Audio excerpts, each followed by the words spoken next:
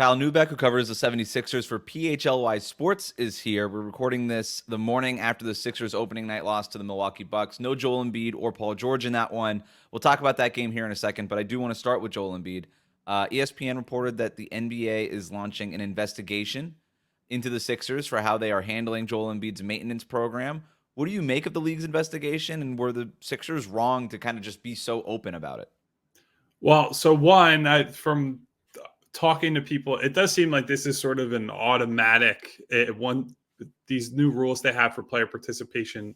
There will be an investigation if a star player misses a national TV game, right? Now, the circumstances are a little different in this instance because Joel Embiid basically outright said in an interview with ESPN in the last month, hey, I don't think I'm playing back-to-backs ever again. And once you effectively telegraph that, like, not just months, but maybe years from now, yeah, I'm just not playing in that game. And that has all those downstream effects for TV, selling tickets, et cetera, that becomes a sort of a different problem for the league.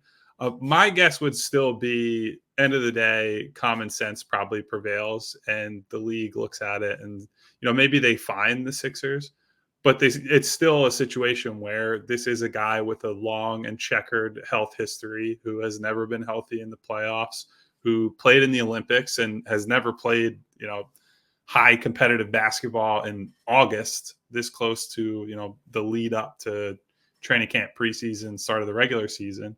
I think ultimately common sense prevails there, but what does that actually look like, and how strict do they want to be here with this specific player when, by all accounts, what the Sixers are trying to say is there hasn't been a setback. He's not actually injured.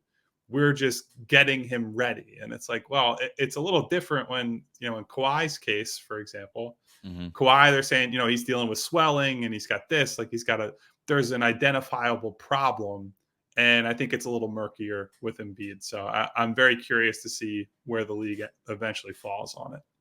Yeah, the NBA just doesn't want to be embarrassed, right? Of There's course. a line that you can cross, and I actually thought for most of what Joel Embiid was doing in media day, the preseason, all that stuff, I thought he was towing the line really well, saying all the right things. I'm losing the weight. I'm more about like maintaining my body, making sure I'm fresh for the playoffs, all these things. It didn't take a whole lot of reading in between the lines to be like, this guy's probably not playing every single back to back. He didn't have Right. to come out and just say it outright. I understand that, Joel Embiid is out there. He's very available to the media, and it's like he's going to say something wrong, and it's like, man, we got so close. And he kind of just put his foot in his mouth a little bit, and now it launches that investigation. You have Daryl Morey out here maybe trying to, hey, maybe that was a little bit overblown. That's not necessarily the case, perhaps. But, yeah, I understand where the NBA is coming from. But if he really isn't going to play back-to-backs, like, that part is interesting to me because Philadelphia has 15 back-to-backs this year. Joel Embiid has already been basically ruled out for the first 3 games of the year. They said they're going to reevaluate him in a week. So 15 plus 3, that's 18 missed games already.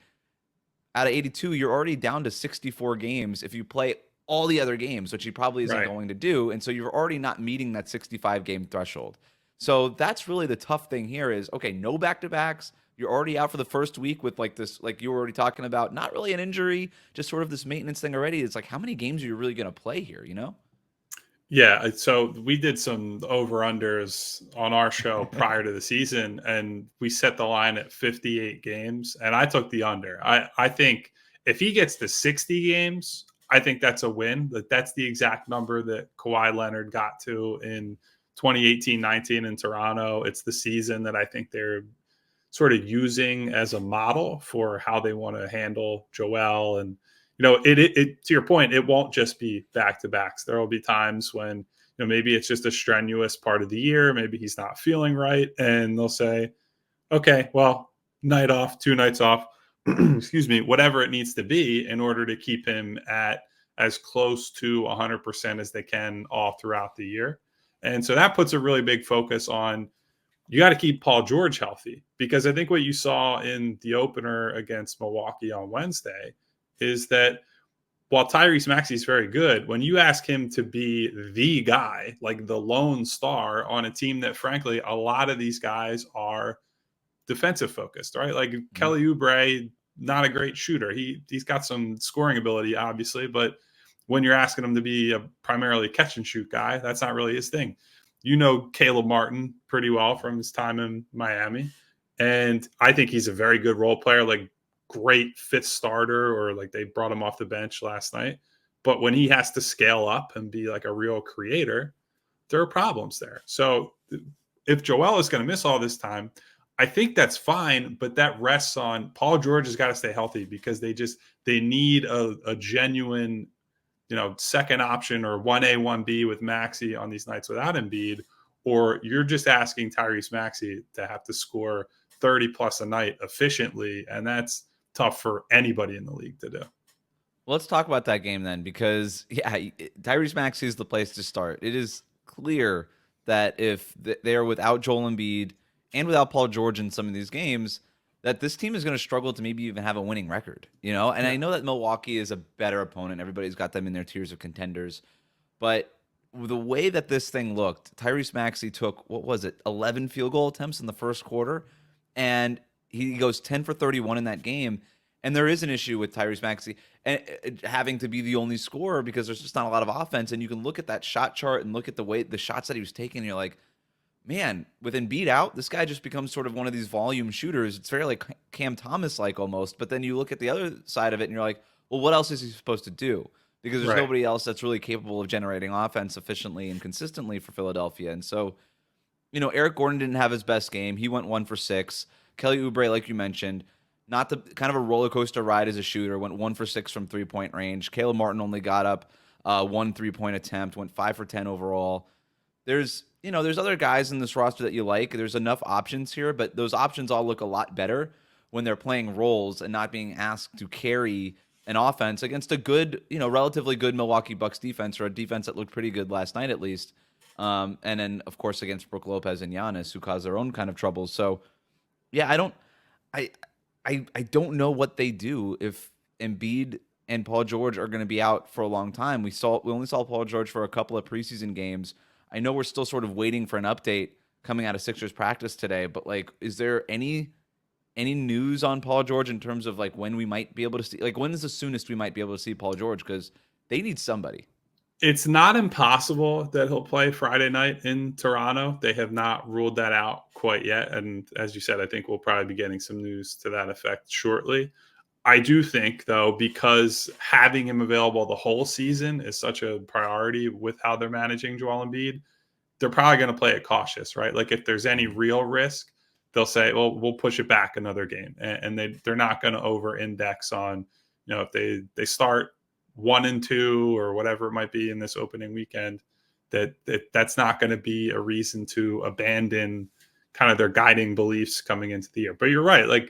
There's a big difference between when Kelly Oubre effectively has to be the second option, and Kelly Oubre when he's the fifth guy, and most of what he's doing is hey, I'm cutting off a ball and Joel Embiid's getting double teamed, and I'm getting an open dunk at the rim, and the game is just simplified to a degree that it can't be. I think one of the things that I saw early, and I'm expecting more of this, is that I think Kyle Lowry will end up playing more in these situations, despite the fact that he's 38, and despite the fact Nick Nurse openly said on media day, his role will probably be smaller this year, just because it's a guy who can run offense, right? And one of the problems for Maxey last night and in these general situations is that you can't tap into him as an off-ball weapon, right? Where you saw early in his career when he played next to James Harden, that's when he was shooting 43, 44% from three,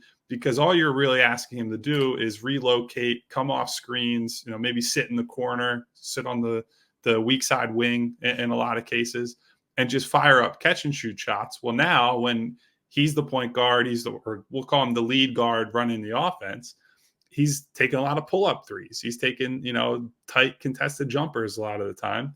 And so anything that can make his life easier is where I think they'll go. And so I would imagine we'll see a little bit more of Lowry, even if they probably ideally don't want to have to overwork him either to save him for later in the year.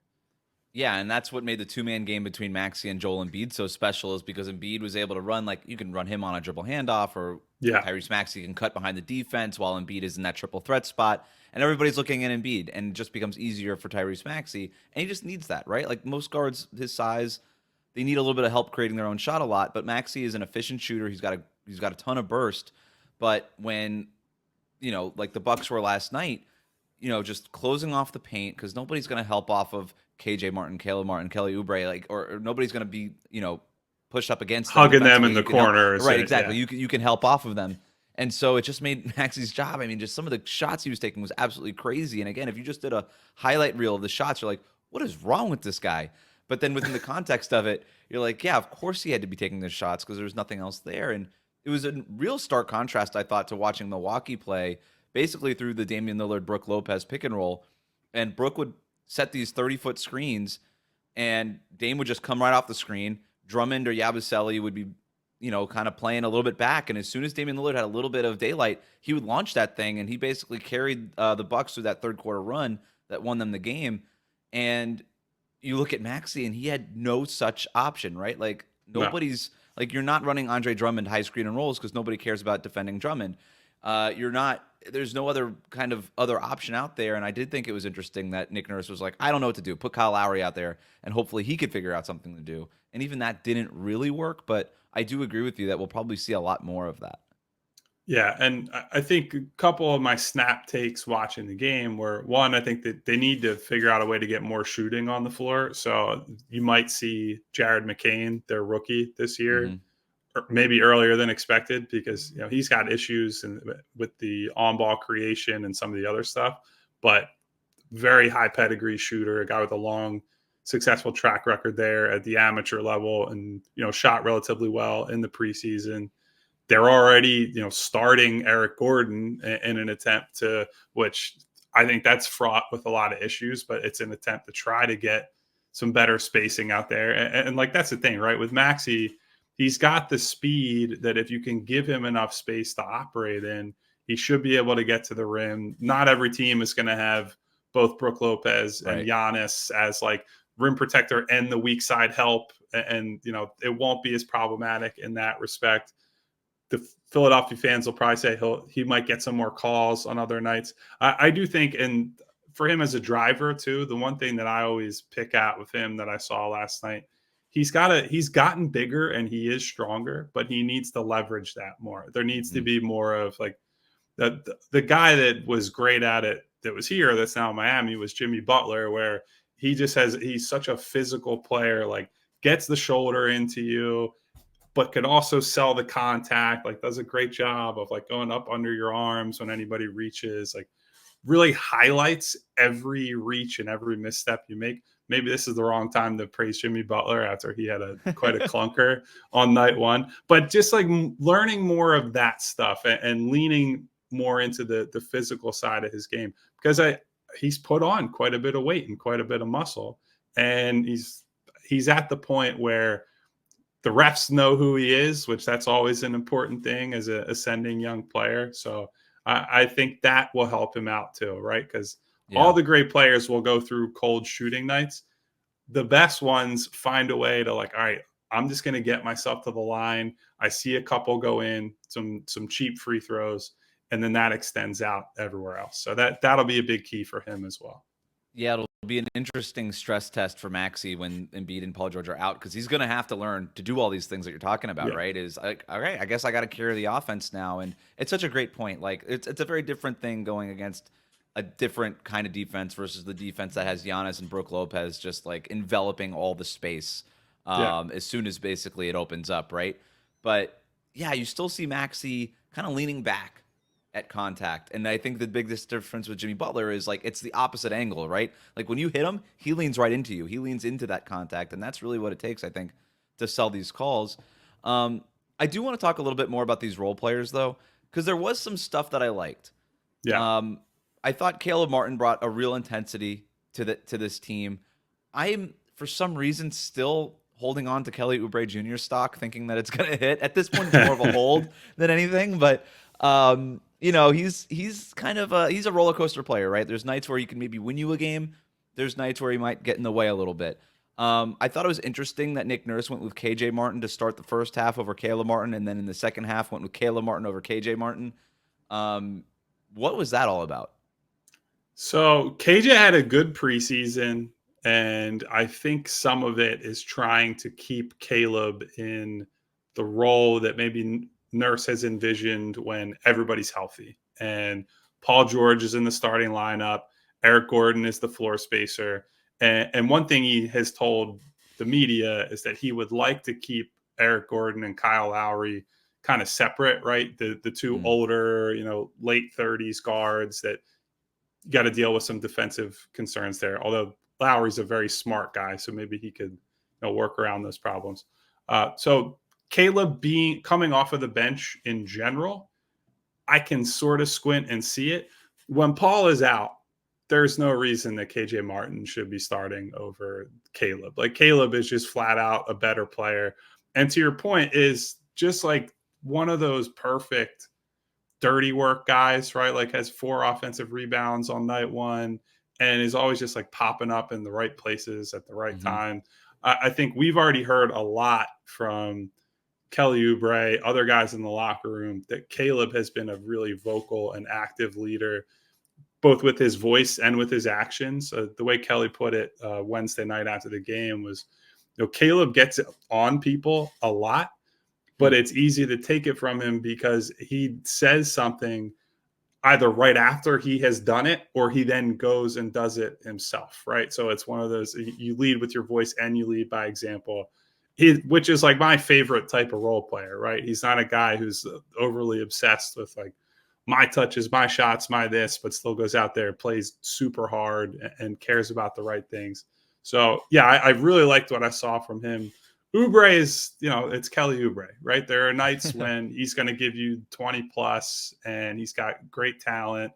Last night, as much as the shot was a problem, defensively it was a little bit of a headless chicken night for him, and that can happen sometimes. I do think he endeared himself last year in a situation where, frankly, it looked like, hey, look, you're on a minimum, dude. You could be on your way out of the Right. league if you don't play well here. And so I'm interested to see how he responds now that he's back on an upward trajectory. He got a little bit of a bigger contract this summer, and frankly has more expectations on him coming into this year. So not my favorite night one for Kelly Oubre, but as you said, he is a roller coaster guy, and presumably once he's in more of that fourth, fifth guy type of role, I think that's when you'll see all the other stuff be positive for him.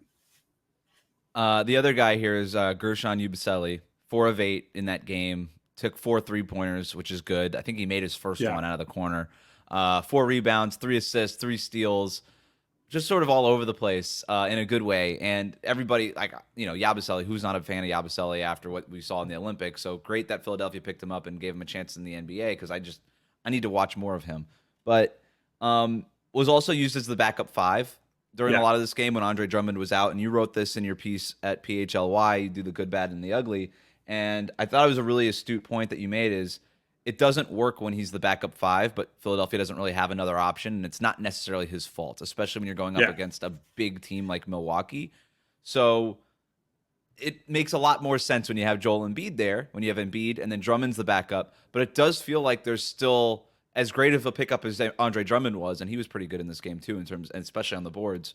As great as a pickup as Drummond was as the backup center, you almost need the backup to the backup now Yeah. because Embiid isn't going to be playing a lot of games.